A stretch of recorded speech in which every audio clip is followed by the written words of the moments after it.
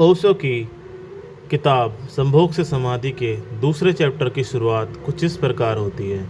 एक सुबह भी सूरज भी नहीं निकला था और एक माझी नदी के किनारे पहुंच गया था। उसका पैर किसी चीज़ से टकरा गया। झुककर उसने देखा, पत्थरों से भरा हुआ एक झोला पड़ा था। उसने अपना जाल किनारे पर रख दिया। वह सुबह सूरज के उगने की प्रतीक्षा करने लगा। सूरज उग आए, वह अपने जाल फेंके और मछलियां पकड़े।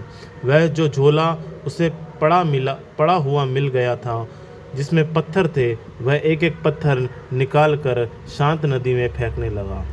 सुबह के सन्नाटे में उन पत्थरों के गिरने की छपाक की आवाज़ सुनता, फिर दूसरा पत्थर फेंकता।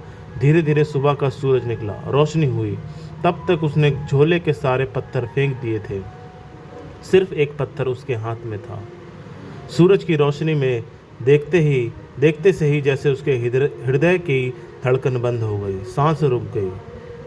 उसने जिसे पत्थर समझकर फेंक दिया वे हीरे जवाहरात थे, लेकिन अब तो अंतिम हाथ में बचा हुआ था टुकड़ा। वह पूरे झोले को फेंक चुका था। वह रोने लगा, चिल्लाने लगा।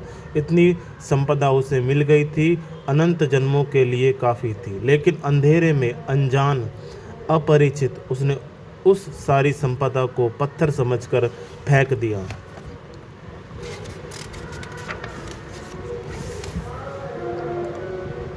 लेकिन फिर भी वह मछुआ सौभाग्यशाली था, क्योंकि अंतिम पत्थर फेंकने से पहले सूरज निकल आया था। उसे दिखाई पड़ गया था उसके हाथ में हीरा है। साधारणतः सभी लोग इतने सौभाग्यशाली नहीं होते। जिंदगी बीत जाती है, सूरज नहीं निकलता, सुबह नहीं होती, रोशनी नहीं आती। सारे जीवन के हीरे हम पत्थर समझकर फेंक चुके होते हैं।